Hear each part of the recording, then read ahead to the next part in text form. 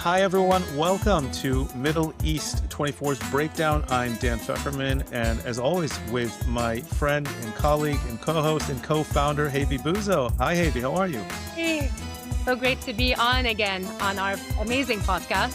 At such a strategic and world, history-changing time.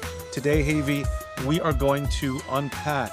We're talking in this window, this 12-day window, after the biggest military confrontation to date between the U.S. and Israel on one side, tacitly behind the scenes, most of the world, and on the other side, the Islamic Republic of Iran, the Iranian regime, and the IRGC. And we have so much to break down, Hayvi. Is this over? Who won? Who's winning? Is this, like you said, and as we've talked about before, a chapter in a much broader war? What's going to happen with these negotiations? Who's in power? How much is this pragmatists versus radicals? Where is this going? There's really so much to break down about what's happening. And so we are super excited to have with us the executive director of the Middle East Forum, Gregg Roman, who is, in my point of view, really one of the sharpest analysts on Iran, on all of the power dynamics, on the military aspects of this. And so we are super glad to have Gregg Roman on the show. And it's really a timely conversation, really important conversation. We're going to try to break it down to our audience again, of course, with you, Dan, on this very timely, again, podcast that we have, because you guys, if you want to understand the Middle East, it's really complex. You do not want to go and just check out, those headlines that unfortunately you see on traditional media, and now a lot of this information on social media. So we're going to try to always get you the guests that will break down the story for you, and it's all of its complexity. And we're learning, in the process, because even though we are from the region, this region is just so layered, and what's happening is really going to have an impact on the lives of so many people that we want you to be part of the understanding this region, being a part of a solution to support and help the region go to a better place. And to do so, please follow us on X, Instagram, Facebook, YouTube, and give us the best rating on Spotify, iTunes, whatever it is that you use to watch and listen to Middle East Breakdown. We're giving you the live updates from across the region on minute to minute, hour per hour of all of the developments that are happening that you do not get on traditional media or social media. And before we jump into it, we also have a new platform for articles, for deep dive analysis articles. MideastJournal.org, MideastJournal.org. This is our new article platform. So check it out. Check out the deeper insights that we have in written form and alongside this podcast, and let's get into it. Gregg Roman, Executive Director of the Middle East Forum. We're so excited to finally have you on Middle East 24 Breakdown. Welcome to the show. Thanks for having me. I've obviously been following your work and your writing for many years, and we've had you on a number of our X Spaces. You always have excellent research and insights on everything, of course, but on Iran specifically and these last couple of years. And so, with all of these developments taking place, we want to have you in the show. The last couple of weeks, the last 5 weeks to be exact, as we record this on April 10th, I've seen what is the biggest military escalation to date, at least, between the U.S. and Israel on one side and Iran on the other, a direct confrontation. Obviously, back in June 2025, Israel launched a surprise attack on Iran with the goal of going after the nuclear and the missile programs, the air defenses, and the U.S. joined kind of the last day with its bunker busters at the Natanz nuclear facility. I'm not sure about you, but I was surprised to see this current round of attacks and the scope and the scale and the targeting of these attacks, of course, starting on February 28th. And right now, we're in a period of a temporary ceasefire, a 2-week ceasefire announced by President Trump. And this time, the U.S. played a major role from the beginning. The U.S. obviously and Israel working in fantastic coordination from a military perspective, but conducting round-the-clock strikes on Iran, regime decapitation, taking out the air defenses once again, going after the missile program, the Iranian Navy, the defense industry, supposedly Iran's ability to choke off the Straits of Hormuz and the national energy infrastructure toward the end. It's hard to follow a war in real time, especially as American and Israeli leaders, military officials, and then news commentators are saying sometimes contradictory things as far as the aims and the achievements. And then, of course, some are meant to be directed towards the Iranian regime itself, sometimes towards the people, sometimes towards domestic or international audiences. And then, of course, with Iran, with a dictatorial regime, it's always, you're never going to get the truth from them. So we're glad to have you on to try to unpack some of these things. The first, kind of question I have for you is, looking back, how do you define the war aims of both the U.S. and Israel? What seems to be, from our perspective here at least, is that the war aims certainly overlap and maybe even overlap to a very large degree, but they're not the same. And so between the lines, between the different statements, between the actions, what did each side set out to achieve? And then do you think, as many critics are saying, that regime change via airstrikes was one of the intentions? Was it possible, or were the aims more realistic? We're curious to hear your thoughts on this. Well, I think, but besides just looking at this as a 39-day war that started on February 28th with a massive airstrike that took out Iran's Supreme Leader Ayatollah Khamenei and also major leaders associated with the Supreme National Security Council for the Iranian government, one has to look at this as the continuity of 25 years of American foreign policy objectives across 4 different presidents, where it started with espionage and clandestine operations under the Bush administration. It continued for the first 4 years of Obama with Operation Olympic Games to try to delay the nuclear program, shifted to diplomacy, went back to kinetic action with the sort of ultimate strike against Qasem Soleimani back in 2020, went back to diplomacy, and then for the past 15 months has gotten kinetic again. There's always been 2 sides of this coin, one the West and the other Iran. To look at it as just a binary battle between the United States and Israel on one side and Iran on the other is myopic. And it's something that I think most critics should not be credited to if they're saying that this exists in a vacuum. This is a global conflict. Individuals' involvement or individual countries' involvements may be different between kinetic and non-kinetic. But as you saw with the ending of the war, or at least the ending of this period of this war, that the global economy was subjugated to having 20% of their energy supplies taken off the board because of an Iranian desire to either mine or use cruise missiles or other asymmetrical warfare against the flow of energy through the Strait of Hormuz. So on that backdrop, and understanding that this is the continuation of 25 years of American foreign policy, I can answer the question. First, the goal was to eliminate Iran's nuclear program. That was not accomplished. They've been delayed by 8 to 10 years, but the uranium is still buried under Fordo, Isfahan, Natanz, and other nuclear reactors. The Bushehr nuclear reactor is still active. Some of their assets are still there. However, it has been delayed by at least a decade. So one has to at least put a partial V when you're checking off that success. The other stated goal was to eliminate their ballistic missile capabilities, including launchers, the supply chain, the actual bases that they use them, the crews. That was also severely degraded at a 60 to 70% rate, where they were starting with 90 missiles a day. At the beginning of the war, they then went, at least in terms of their intermediate and long-range capability, to 10 to 15 a day at the end of the war. But still, it's not done yet. Then one has to look at their proxies. If you saw with the Operation Eternal Darkness that took place the day after the war was sort of wound down, or at least went into the ceasefire period, Israel was able to redistribute its air assets that had been used against Iran to Lebanon, 100 targets in 10 minutes. That's also a pretty big accomplishment. But you still have rockets coming from Lebanon. The Houthi guns have fallen silent, but they still control 60% of Yemen. So by no matter whatsoever, by no measure whatsoever, are we anywhere near all of the war aims being accomplished, at least through kinetic action.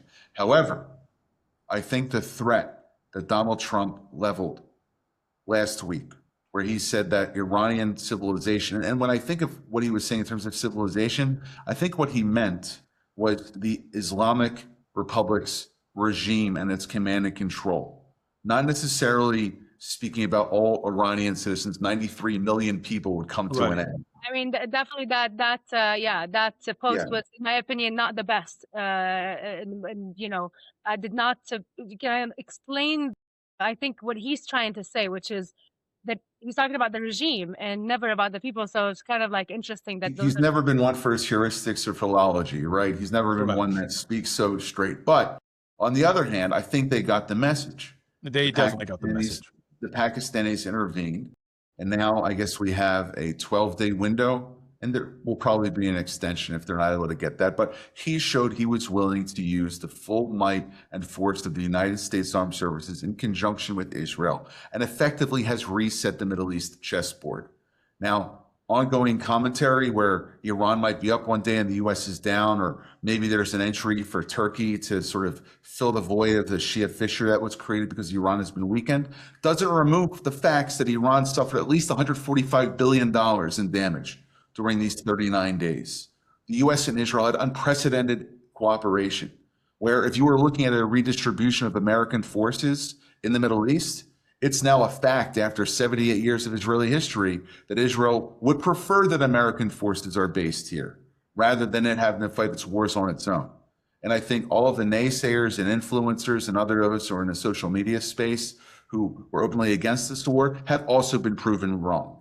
We're now in diplomacy. Iran is weakened. They didn't set off a nuclear device somewhere in the Middle East. And frankly, what's happening right now is the conversation of the United States to influence the midterm elections, and what's happening in Israel is the conversation to influence the Knesset elections. Anything beyond that, I think, is just noise, and people have to be able to be aware that this was a big success, but it's not done yet. So first of all, the big takeaway, and I think you're absolutely correct. And by the way, if the White House, Trump, the administration failed on one thing, and I think they really only failed on one thing, that is articulating to the American people the importance of this campaign and framing it, like you said, as a chapter in an ongoing war against one of the biggest threats to the U.S., to Western civilization, and that is the Islamic Republic regime. And that's, I think, the one place where the White House absolutely failed on strategic communications to its own people. And you see the near utter lack of support for this. I mean, the fact that thankfully so few American service members have been killed in this, even though some have, relatively speaking to other conflicts, is a huge success here. But yes, I think you're right. This needs to be looked at in a broader frame of setting the regime back, as opposed to these one and done wars. But I want to kind of take it to the one thing you said towards the end there, or you didn't say, is where do you think American goals and Israeli goals, we know where they overlapped. Where do they differ here? I frankly think that they're in lockstep.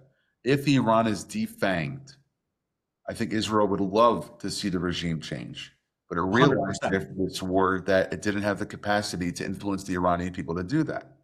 And if anything, Israel has gotten closer to the American position on this, rather than what's being parroted in the news, which is that America came along with Israel based off of that February 11th White House meeting. If anything, and if you look at the foreign policy decisions of President Trump and his administration going all the way back to January of 2017, Iran was always Trump administration public enemy number one.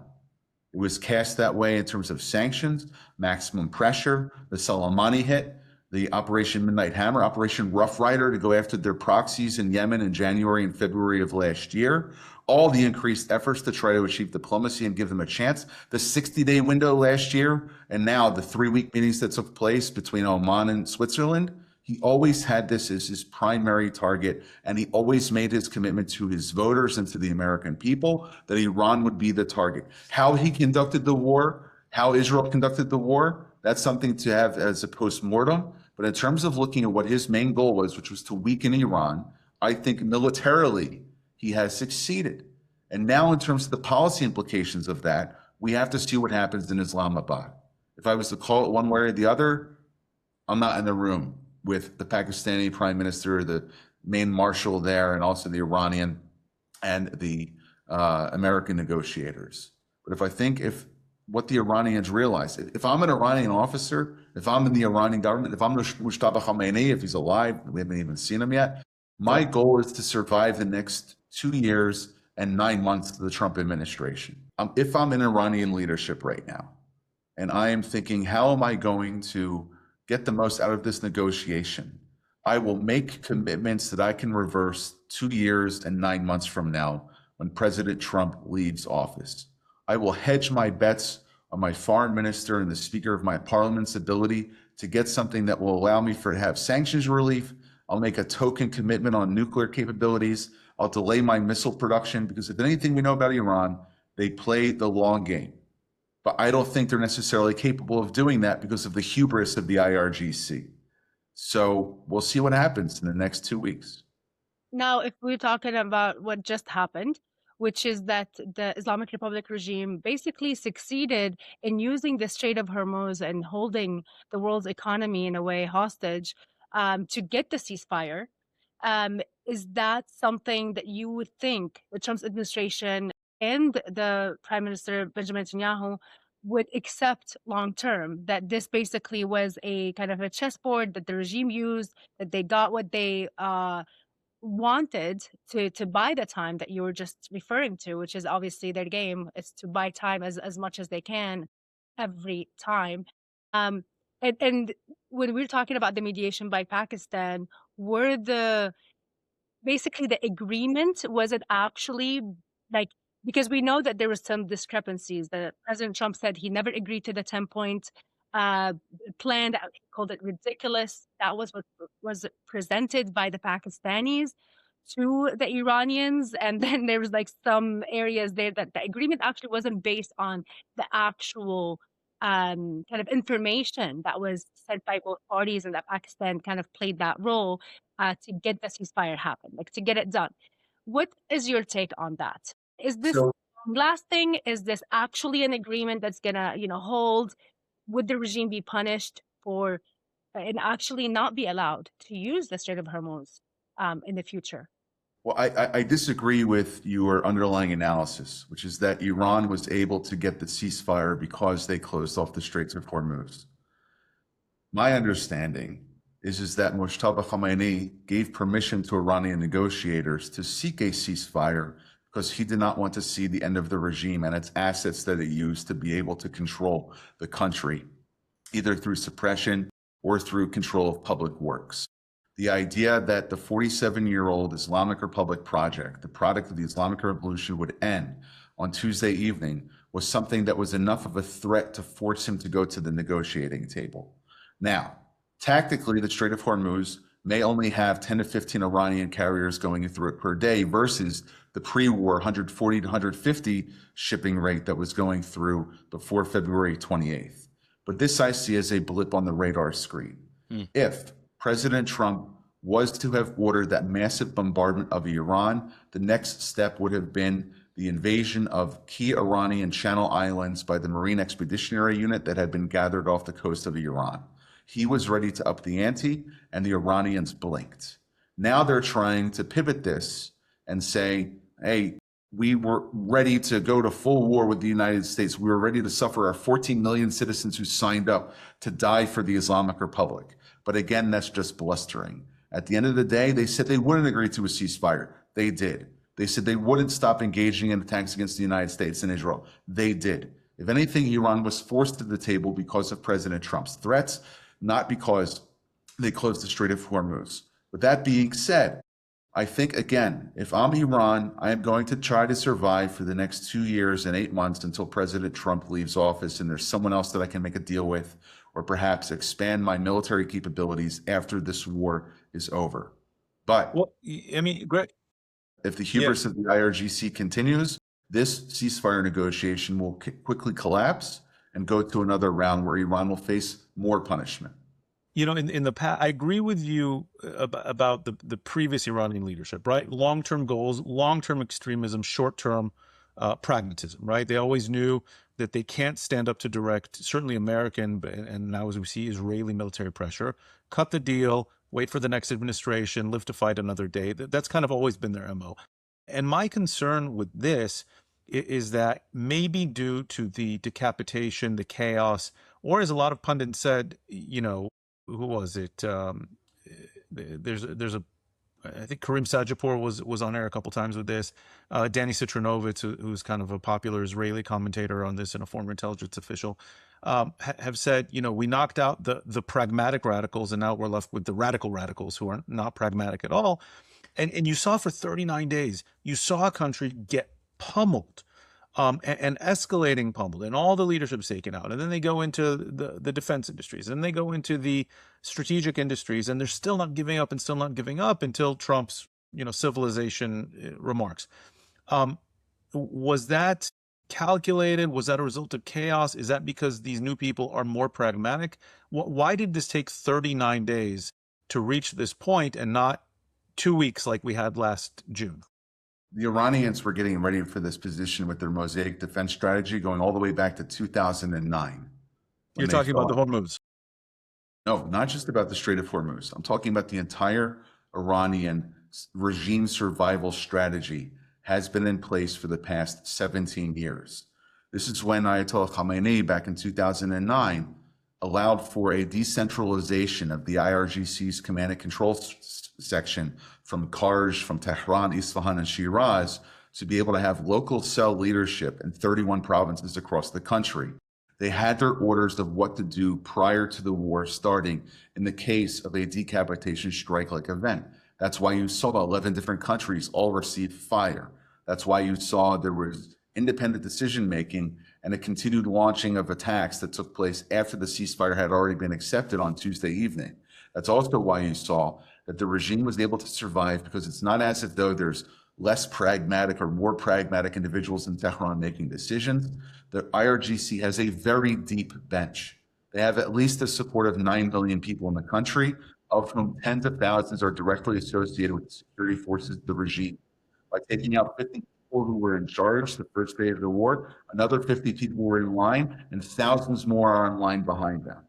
By no means. So does that mean the decapitation strategy was pointless? No, it means that we're able to get rid of those and send a message to those who were deeper down the bench. There's a great article that Brett Stevens wrote in the New York Times that came out yesterday about what it would be like to be a mid-level IRGC intelligence officer trying to seek career advancement, knowing that your retirement would not be in the plush, northern suburbs of Tehran after you got your 30-year pension. It would be at the end of an American bomb or an Israeli missile.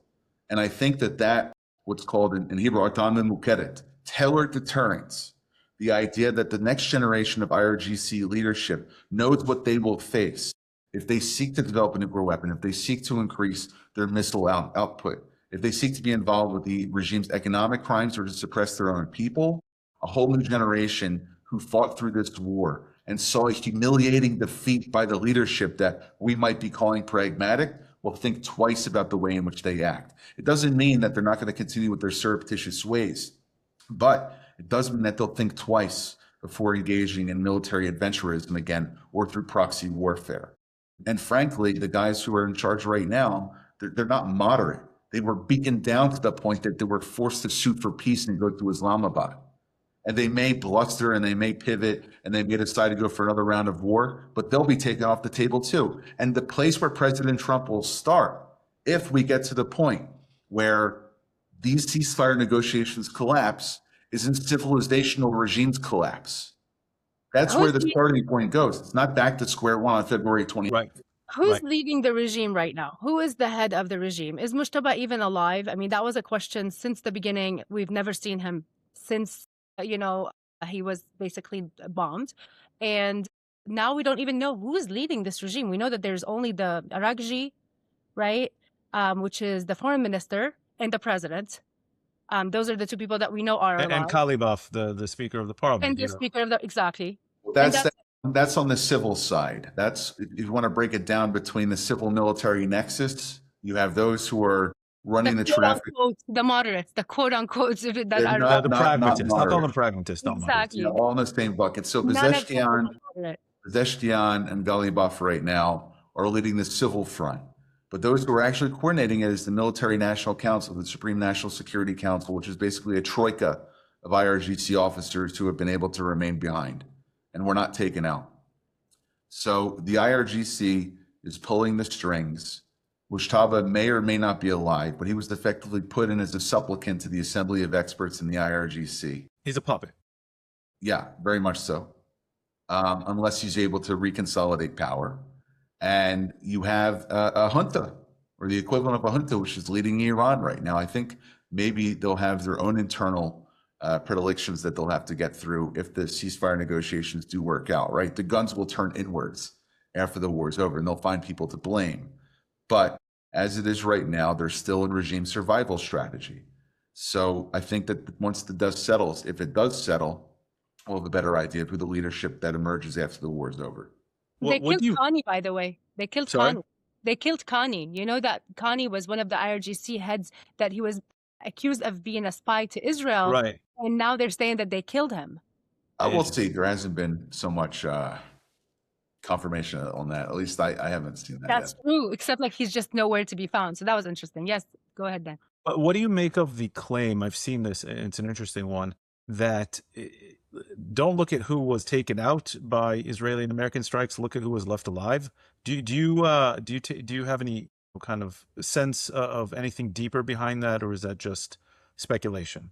I mean, look, the civilian leadership, if you want to call them civilian, or the civilian proxies of the IRGC, The civilian face. Karachi, Pezeshkian, Galibaf, these are the guys who are now in Islamabad who are negotiating. And according to the Iranian constitution, if the supreme leader is gone, you have the head of the judiciary who's still alive, head of the Assembly of Experts, or an appointee from one, and the president, who are supposed to lead Iran as a troika until the election of the next supreme leader. Right now, it's the IRGC who's in control. So I don't think that it's emblematic of who may or may not be an American or Israeli intelligence asset based on who survived.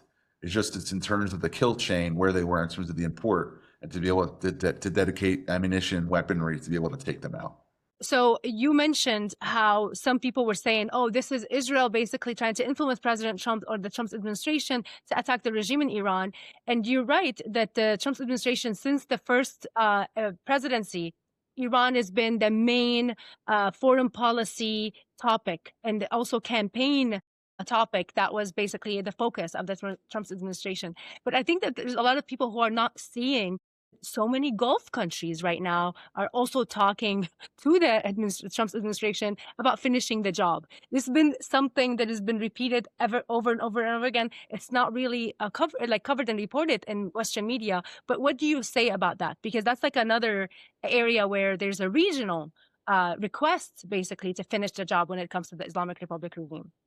I think about Thamar al-Saban, the former Saudi Minister of Gulf Affairs, who back in 2015 was kicked out of Lebanon because he was considered to be too hostile to Hezbollah.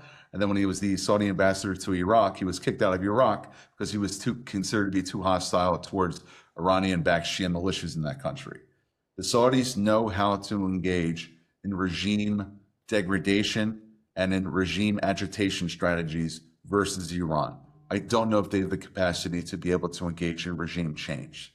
The same begs the fact that if all of the GCC countries were to unite on this and work with Israel to continue the war by politics and subterfuge and other means, they would have a much greater chance of changing Iran from within than engaging in kinetic action. I think that's frankly why you didn't see any Gulf airstrikes.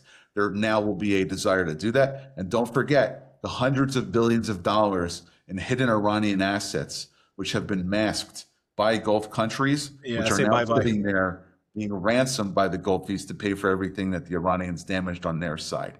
So I think that this is a new dawn for the Gulf to get re-engaged in the Abrahamic alliance, the Abrahamic Accords, with U.S. sort of oversight and sponsorship. And it's a great opportunity for the Middle East to get together again, especially in the wake of another potential conflict with Iran, where they'll be united rather than divided. Thank you all for listening and watching Middle East Breakdown on ME24. With you is Hayvi, Bouzo, and Dan Feferman. We are the co-founders and co-editors of Middle East 24. Please stay tuned for more of our deep insights, analysis, stories, videos, original videos coming to you right from the Middle East, North Africa region to let you know more insights and more understanding of this complex region that we come from, that we want to basically help kind of educate the world about. So support our efforts, subscribe to our podcast channel, give us the best rating on iTunes, Spotify, or whatever it is that you use, and check us out on X, Instagram, YouTube and Facebook. And of course, we have a new Middle East Journal article website where we have also deep analysis from multiple writers from across the region, where you would get deeper understanding of the realities in this complex and amazing part of the world that we believe that the world needs to understand more and more. And see you next week.